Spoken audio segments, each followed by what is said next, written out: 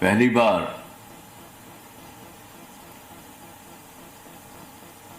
इस देश के किसी बहुत बड़े कॉरपोरेट पर्सन और हाउस के विरोध में कुछ बोलने जा रहा हूं। मैं आपको गैस करने के लिए नहीं कहूंगा क्योंकि मैं नाम लेने वाला हूं। वो है श्री मुकेश अंबानी और उनकी संस्था का। उनका मीडिया टीवी 18 ग्रुप समूह, जिसमें CNBC भी आता है, उन्होंने ही ये गलत बात पब्लिश करना शुरू की। 22,000 करोड़ सुभाष जी का कर्जा 6.5 करोड़ में NCLT ने पास कर दिया।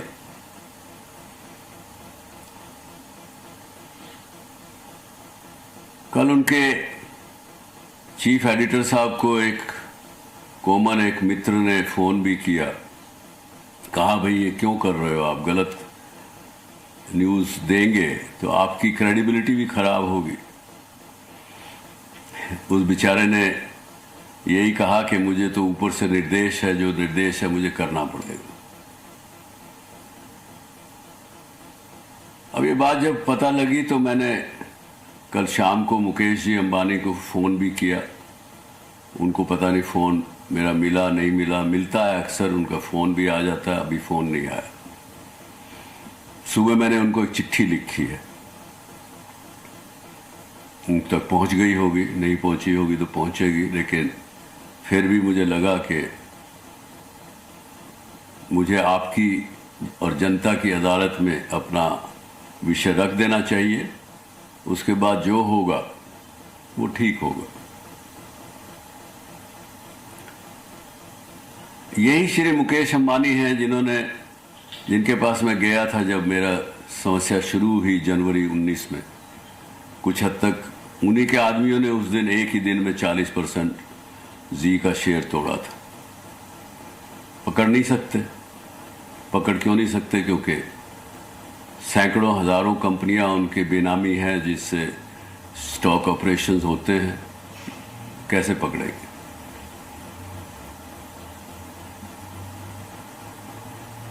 उसके साल भर में मैं उनके पास गया।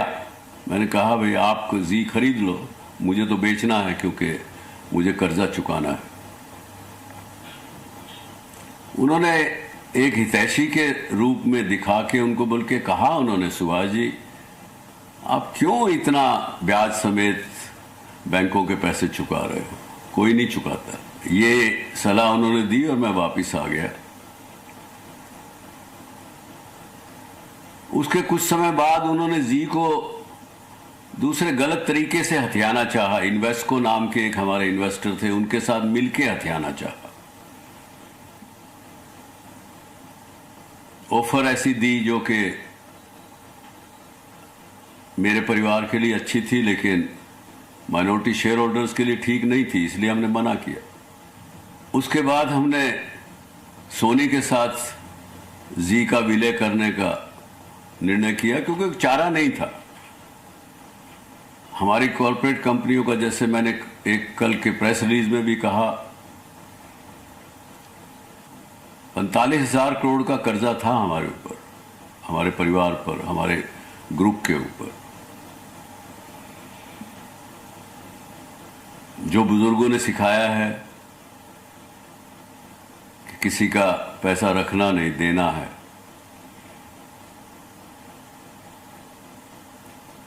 तो जैसे भी हमने अपने सब कुछ एसेट बेच के 43,000 करोड़ 45,000 करोड़ में से चुकाए हैं, जो मैंने कल भी प्रेस स्टेटमेंट में कहा और आज सुबह भी कहा। 2 अकाउंट केवल बाकी हैं। उन दोनों बैंक और इंस्टीट्यूशंस के पास जो एसेट हैं भरपूर हैं, उनको कोई नुकसान नहीं होगा। वो ख़त्म होने के बाद मैं आज भी पहले कह सकता हूँ, I am a proud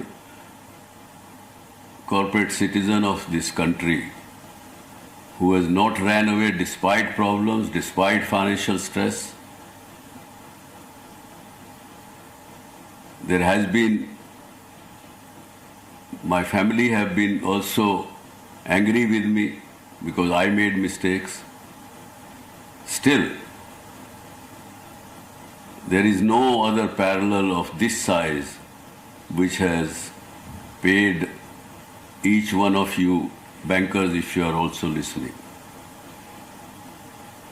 But Mukesh ji, please stop the wrong propaganda against me personally and my group. Zee is a group company. I don't own anything in that.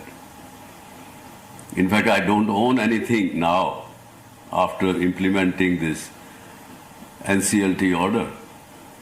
आप तो धीरू भाई अंबानी के बेटे हैं, बहुत ही वो सुलझे हुए इंसान थे, बड़े अच्छे बिजनेसमैन थे, मैंने उनसे बहुत कुछ सीखा।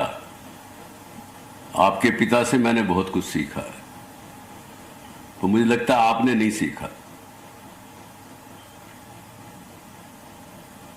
एक व्यक्ति सामने वाला सुभाष चंद्रा जैसा, जिसके पास अब कुछ नहीं रहा, आप उससे क्या उसको छेड़ते हो, मारने की कोशिश कर रहे हो।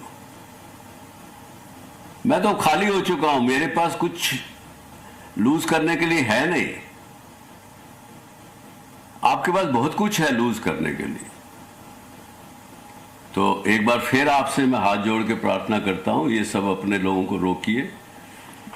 आई होप मनोज मोदी जैसे लोग आपके कंट्रोल में हैं, या शायद अगर कंट्रोल में है नहीं और वो कर रहे हैं तो फिर मैं कुछ नहीं कह सकता। जो व्यक्ति जिसके पास कुछ खोने को नहीं है, उससे क्या लड़ाई करेंगे आप?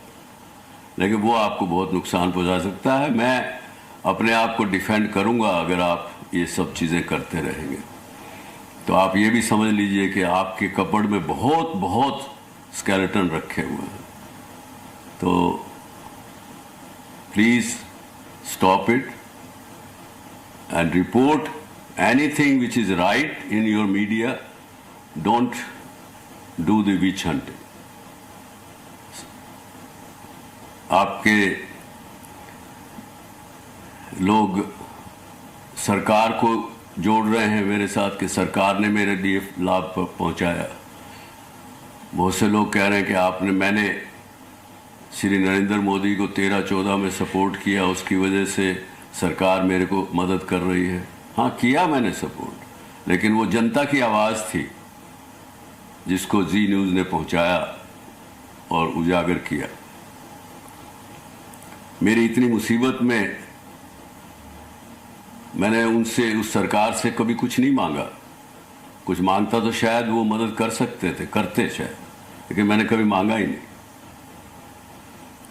मुझे ये भी पता है कि ये सरकार किसी बैंकों को ये नहीं फ़ोन करती कि तुम इसको पैसा दे दो या इसका छोड़ दो, ये भी मुझे पता है, इसलिए मैंने कभी उनसे कुछ मांगा नहीं।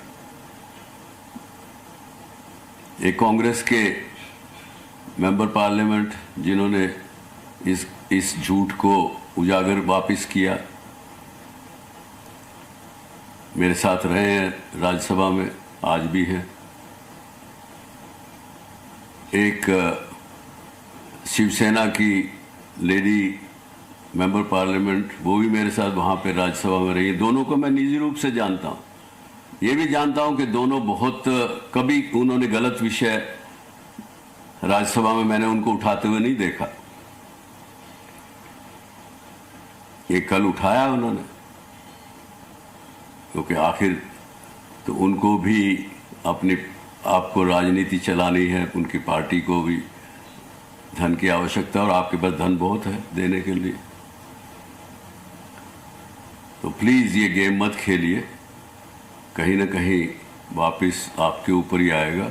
मैं आपको पूरी प्रार्थना करता हूं कि भगवान आपको सब खुश रखे, आपके परिवार को हमेशा प्रसन्न रखें, आप और आगे बढ़ें, पूरे विश्व में आप नंबर 1 फाइनेंशियल रूप में हो। उससे मुझे खुशी होगी एक भारतीय के नाते, लेकिन ये सब भारत में करना बंद कर दीजिए। Thank you very much. नमस्कार।